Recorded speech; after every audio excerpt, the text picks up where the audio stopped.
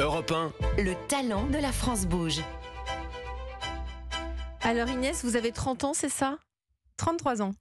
Alors je reprends. Alors Inès, vous avez 33 ans, vous avez grandi en banlieue parisienne, vous avez effectué une classe prépa pour intégrer des grandes écoles de commerce, vous avez été diplômée d'un master à Reims et vous avez travaillé dans le milieu du jouet, chez Lego. Oui. Ça s'est bien passé ? C'était super. Vous aviez même un CDI là-bas ? Complètement. Ouais. Mais l'entrepreneuriat, c'est devenu, je crois, une évidence. Je crois que c'est votre père qui vous a inspiré. Alors, mon père m'a inspiré le yoga.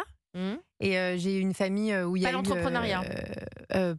Plus le yoga. D'accord. Et après, j'ai une famille où il y a eu de l'entrepreneuriat. Et je pense que c'est surtout la mission qui m'a fait me lancer. J'avais pas forcément en tête de faire de l'entrepreneuriat en commençant mes études. Mais qu'est-ce qui vous a amené à ça ? Comment ça s'est passé ? C'est quoi le cheminement ?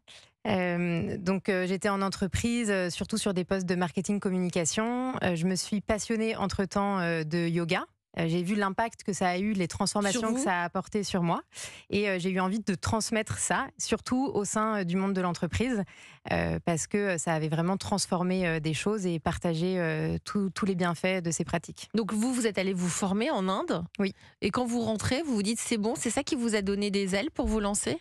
Alors la formation a été le déclic. Ensuite, j'ai commencé d'abord en tant qu'auto-entrepreneur, professeur de yoga, à enseigner au sein des entreprises, d'espaces de coworking, dans des studios. Et très vite, j'ai eu envie de monter une structure qui allait rassurer le monde professionnel pour donner accès à tout le monde professionnel à ces bienfaits comme le yoga et la méditation. Voilà.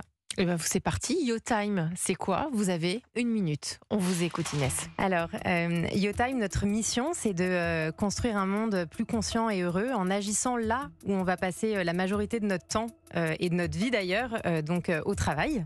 On va se concentrer aujourd'hui sur le bien-être et la santé en entreprise en proposant une diversité de pratiques, plus d'une dizaine à l'heure actuelle, toutes adaptées au monde de l'entreprise, comme vous le disiez en début d'émission.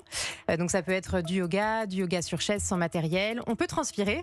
On pourra y revenir, mais on peut aussi transpirer si on veut, mais aussi des massages par exemple ou de la sophrologie, ce qui nous permet aujourd'hui d'adresser différents secteurs. Donc on peut travailler aussi bien avec du personnel administratif, du personnel soignant, des étudiants, des notaires, des ouvriers, et donc on touche vraiment une cible très large. On est présent partout en France, même dans des recoins, donc je suis sûre dans des endroits où il y a des châteaux formes, grâce à un réseau de professeurs de 150 personnes. Et en 2023, on a lancé une offre de formation professionnelle pour avoir plus d'impact et adresser des problématiques comme la gestion du stress, la sédentarité, la communication, avec au cœur de cette approche la pratique. Merci pour votre pitch, Inès van der Schelden, cofondatrice de YoTime, c'est Y-O apostrophe Time. Quand vous dites que vous avez lancé en 2023 de la formation, c'est pour les entreprises, pour la gestion du stress. Quand vous avez dit ça, je me suis dit pour être professeur de yoga, mais pas du tout. Alors, on a en effet, donc la formation dont je parlais, c'est de la formation professionnelle pour les entreprises, pour les collaborateurs, les managers, les RH, avec cet objectif d'aller adresser des problématiques comme la gestion du stress, la sédentarité, la gestion de conflits via, par exemple, l'écoute active. Et donc, on va avoir une approche théorique et aussi la pratique, donc utiliser les composantes et les outils que nous apportent le yoga, la méditation, la relaxation, pour aller plus loin dans la formation professionnelle. Flore, ça vous inspire ? Vous êtes la coach de ce soir, Flore Egnel. Oui, ça m'inspire beaucoup et on parle de bien-être en entreprise, donc c'est essentiel. Après, du coup, c'est un marché qui est très concurrentiel. Complètement. Donc c'est aussi important de bien travailler la différenciation par rapport au marché existant. Mais j'ai été agréablement surprise de découvrir la partie formation, formation aux entreprises, formation aussi pour les professeurs de yoga. Donc vous avez déjà anticipé finalement une diversification de vos modèles de revenus, donc ça sécurise aussi quand même la société. Et puis, je trouve que c'est important aussi de souligner que Inès et son associé sont des professionnels du secteur. Donc oui, en fait, elles ont pas légitimes. Voilà, et c'est important de parler de cette légitimité parce que il y a beaucoup de professeurs de yoga. Il y a beaucoup de cours de yoga. Donc comment faire le tri là-dessus ? Il faut aussi parler de vous, je pense, et de pour être rassuré, c'est important parce qu'on a l'impression que dès qu'il y a une reconversion en ce moment professionnelle, on va vers le yoga. Donc, non, mais c'est vrai, vous, c'est pas une reconversion, c'est votre entreprise. Mais c'est important de rassurer pour donner envie de signer des contrats. Benjamin Habitant, vous êtes le patron de Château Forme. Ça vous inspire quoi, YoTime? Je suis fan. D'ailleurs, on pratique le yoga Lors de certaines activités pour les entreprises qui viennent voir dans Ouais. le même Château Forme à la Ah, maison de famille. même les 2300 collaborateurs. Absolument, on pratique le yoga sur le temps de travail et Mais comment? collectivement. Moi, j'ai du mal à imaginer le yoga n'en fait sur pas le temps de ici, travail. Non, c'est mais vrai. on devrait le faire. Je suis pas le plus souple, donc Mais c'est pas- je mais ça préfère vient, jouer au Lego. n'est-ce pas, Inès? Oui, il n'y a pas besoin d'être souple pour faire du yoga. J'adore cette phrase qui dit c'est comme dire que on est trop sale pour prendre un bain. En fait, c'est justement parce qu'on ne serait pas assez souple que ce serait intéressant. Et derrière, le yoga, ça va vraiment venir travailler la force, la souplesse et l'équilibre. Là, on parle de la pratique physique, parce qu'il y a aussi toute une approche mentale très intéressante. Donc, il n'y a pas besoin d'être souple. Et avec plaisir pour venir faire une séance chez Europe 1. Avec grand plaisir. Mais comment ça se passe? Il faut réserver une salle? Parce que quand je regardais YoTime, vous donnez même des choses où on peut le faire sur Sur une sa chaise. chaise, derrière son bureau. Oui.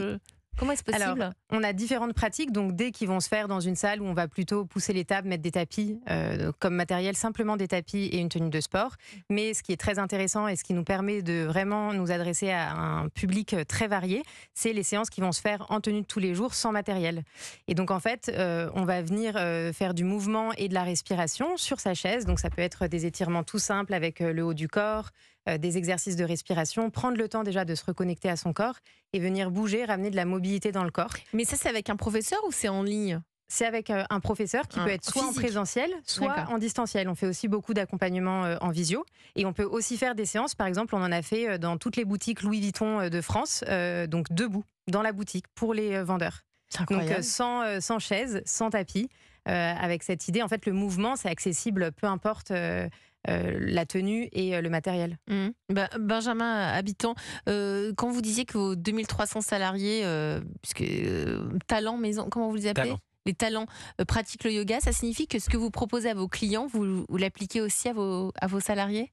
C'est dans l'autre sens. Ce qu'on applique à nos salariés, ensuite, on essaie de le proposer à nos clients. Donc vous testez plein de trucs sur vos salariés. Tout le temps. Quoi, par exemple, en dehors du yoga? La dernière chose que j'ai testée, c'est un casque de réalité virtuelle dans lequel il y a un jeu ou un lieu dans lequel on évolue, accompagné par un coach et qui, quand vous faites ça en équipe, va vous proposer de débriefer vos attitudes dans le jeu pour vous apprendre à mieux vous connaître entre vous.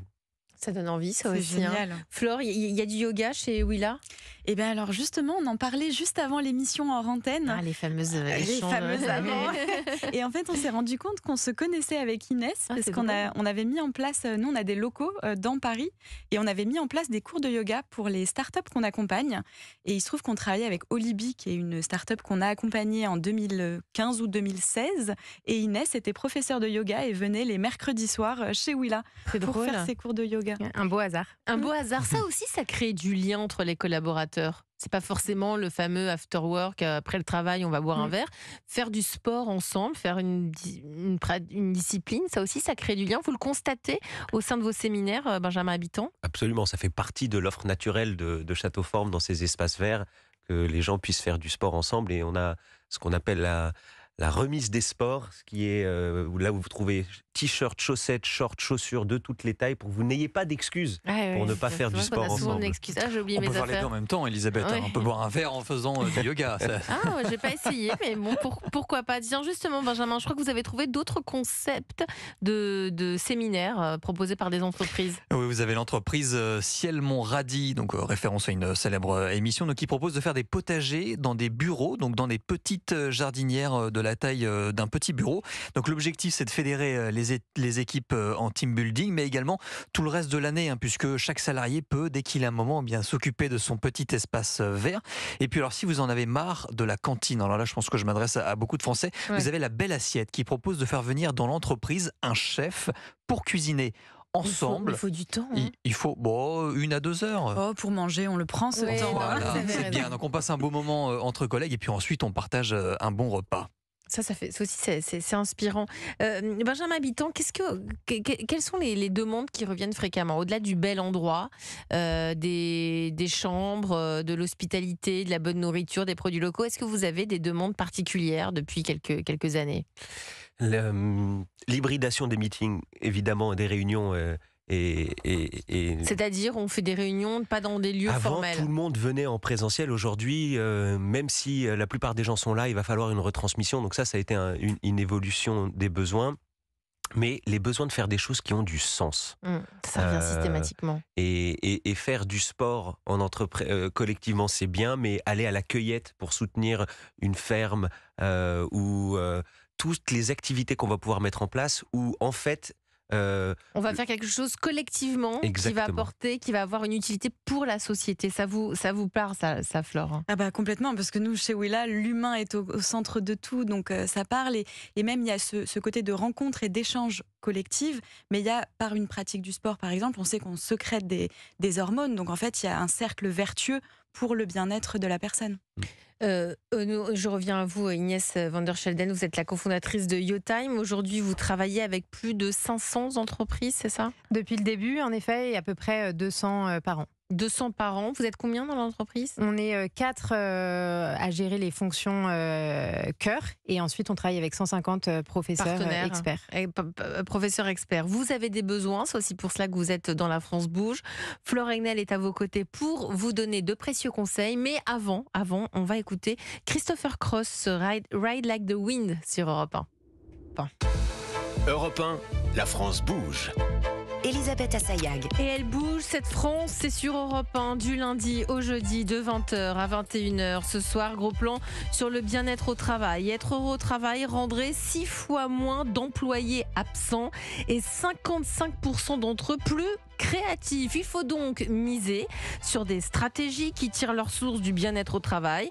Ça permet d'augmenter l'engagement aussi des collaborateurs. Et ça, c'est important. C'est pour cela que nous en parlons ce soir avec le patron de Château Forme, avec vous, Benjamin Habitant. Donc, c'est ce que vous nous disiez tout à l'heure. Vous êtes le directeur général de Château Forme. À partir de ce constat, il y a des entreprises qui vous donnent désormais les clés pour améliorer leurs espaces de travail. Vous avez évoqué l'entreprise Célio, la SNCF aussi. Oui. Ouais. Deloitte, L'Oréal aussi, qui nous a confié des espaces récemment. Je crois que le prochain campus HEC dans la vallée de la Bièvre. Absolument. Vous allez faire quoi là-bas? Leur château pour l'éducation des exécutifs. Voilà, tout ça, ça va permettre d'avoir aussi... On parlait de cet engagement, c'est ce qui ressort dans les études, ça renforce l'engagement du collaborateur. Est-ce que c'est quelque chose que l'on constate? Augmenter Benjamin. sa cohérence interne, c'est-à-dire que si son compelling purpose, comme on dit dans l'analyse transactionnelle, si sa mission personnelle est alignée avec l'enjeu collectif de l'entreprise, forcément, ça crée une puissance et un engagement beaucoup plus important. Ça donne envie de passer plus de temps dans l'entreprise, de prendre de nouveaux projets, de rester peut-être plus longtemps. Moi, je le vois au sein de l'équipe, puisqu'on a une équipe de salariés chez Willa. J'ai pas mal de jeunes qui ont envie de partir découvrir le monde. Et aujourd'hui, je ne vais pas ouvrir des antennes partout dans le monde. Et c'est aussi un moyen de garder les gens, de les fidéliser et de le faire dans un alignement et un sens qui leur convient. Donc ça permet aussi de retenir les talents. Ça retient les talents, ça renforce l'engagement, ça permet une cohérence. Et pour cela aussi, il y a le yoga. Le yoga permet d'être aligné, ce fameux alignement dont vous parlez, Flore. Inès van der Schelden, vous êtes la cofondatrice de YoTime. Donc vous, ce sont des cours de yoga dans des entreprises. Ça existe depuis 2018. Si vous êtes parmi nous ce soir, c'est parce que vous avez des besoins. Vous avez besoin d'avoir plus d'entreprises partenaires. Vous avez un noyau de 300 entreprises, c'est ça? C'est ce que vous nous disiez tout à l'heure. Oui, 200 par an à peu près. 200 par an. Cette année. Continue à développer ce fameux service de formation professionnelle. Et pour cela, je me tourne vers la coach de ce soir pour avoir les conseils précis de Flore Hegnel, déléguée générale de Willa. Europe 1, Le réseau La France Bouge. Alors Flore, comment pouvez-vous conseiller Inès pour développer ce réseau d'entreprises partenaires?